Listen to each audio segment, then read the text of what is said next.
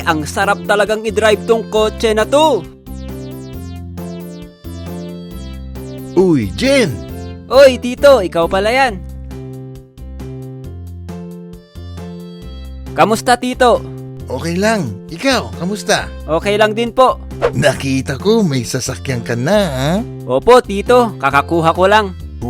Ayos. Anong kotse yan? Vios, Tito. Vios. Top of the line ba ito? Entry level lang, Tito. Mahal yung top of the line eh. Entry level. Well, ang importante naman, makarating ka sa pupuntahan mo, di ba? Yun lang naman talaga ang purpose ng kotse. Opo, Tito. Ikaw po. Ganda ng kotse na dala mo ah. Sa'yo ba to? Hindi ba obvious? Kala ko po hiniram mo lang eh. Ganda kasi. Ito, hiniram ko. Wala sa vocabulary ko ang salitang hiram. Kahit nga nung nagda-driving lesson ako, hindi ko ginamit yung sasakyan nila eh. Gusto ko, sarili kong kotse yung gagamitin ko. Brand new yan, Tito? Brand new. Siyempre always brand new ako. Ayoko ng second hand kasi hindi mo alam baka may mga issue. Diba? Sakit pa sa ulo. Gagastosan mo pa. Well, okay lang naman sa akin gumastos pero yung sakit ng ulo, ayoko nun. Anong kotse yan, Tito? Fortuner LTD. Top of the line, yung two-tone. Hindi kasi ako kumukuha ng entry level eh. Alam mo yun, kulang-kulang sa features tapos ang papangit pa ng interior at exterior design. Solid, Tito. First car mo?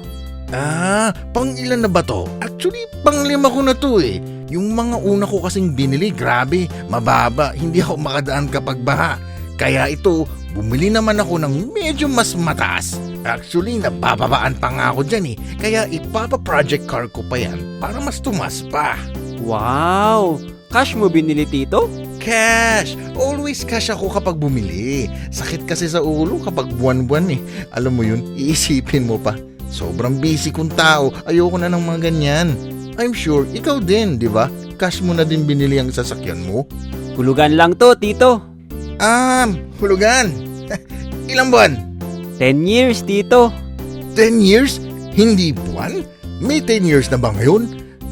Well, okay lang yan. Ganyan talaga kapag walang pang-cash, di ba? Importante lang naman dyan, makapunta ka sa pupuntahan mo, di ba?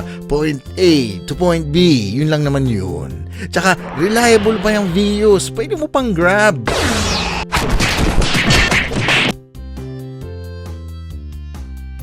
Uy, Jen!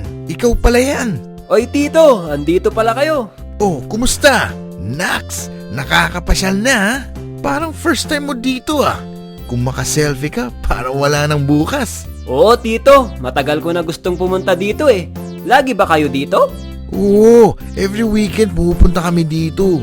Ibig sabihin, lagi kayong lumalabas ng bansa every weekend? Hindi naman sa nagmamayabang eh. Oo, medyo nagsasawa na nga ako eh.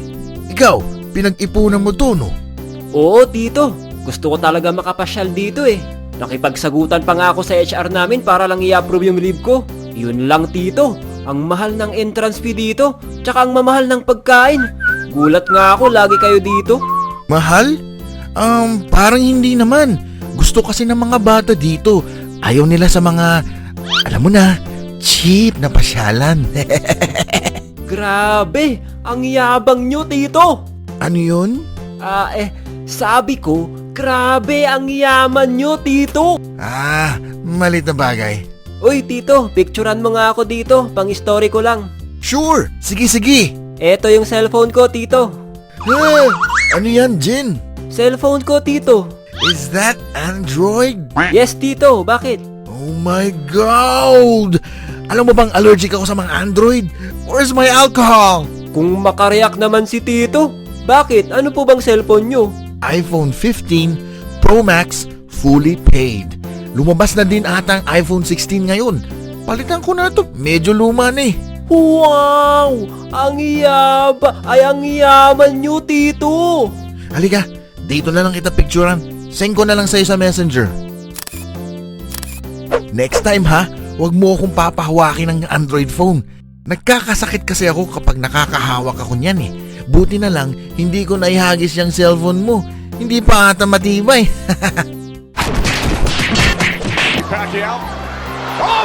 Ayan, sige, paulanin mo ng suntok, Idol. Uppercut, left hook.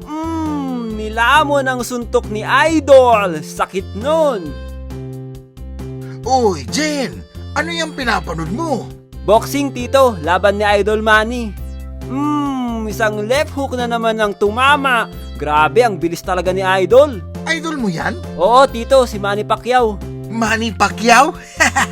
Hindi mo ba alam na ako ang una nagpatumba kay Manny Pacquiao? Kung hindi lang ako humihit-hit ng katol dati ako sana ang world champion ngayon. Pinagsasabi mo dyan, Tito. Alam mo bang kapag tinamaan ka ng kamao ni Manny Pacquiao, para ka na ding tinamaan ng shotgun? Shotgun lang? Napakahina naman. Ako, Jen, pag tong kamao ko tumama sa pagmumukha mo, para kang tinamaan ng basuka. Kaya nung napabaksak ko si Manny Pacquiao dati, 1 taon siyang tulog sa ospital. Sus, Tito, wala naman akong nabalitaan na ganyan kay Manny Pacquiao. Siyempre, dumidede ka pa nun Alam mo bang yung fighting style ni Manny Pacquiao, yung mala-aggressive na galawan niya na yan? Ako ang nagturo sa kanya niyan.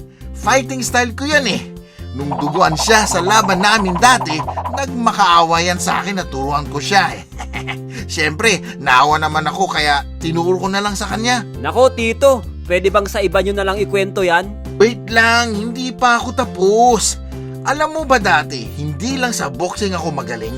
Naging black belter din ako sa taekwondo, karate, tsaka wushu. Lahat na ata ng sports dati, naging magaling ako. Siguro medyo bata-bata pa ako ngayon, champion na din ako sa MMA. Oo na lang, Tito. Uy, si Idol. Idol, pwedeng magpa-picture? Sure, sige. Idol, malapit na ang New Year. Pwede, gawin mo ulit yung Happy New Year, everyone! Gusto mo bang matamaan ng shotgun? Joke lang, Idol. Ito pala, Idol, si Tito ko. Sabi niya, minukbang mo daw lahat ng suntok niya nung naglaban kayo dati. Anong sabi mo? Anong minukbang? Sabi ko lang, ako ang unang nagpatumba sa kanya. Ayun, yun pala yung sinabi niya, Idol. Ay, joke lang, Idol. Wala akong sinasabing mga ganyan. Ang totoo nga niyan ako ang kauna-unahang fan nyo, Idol.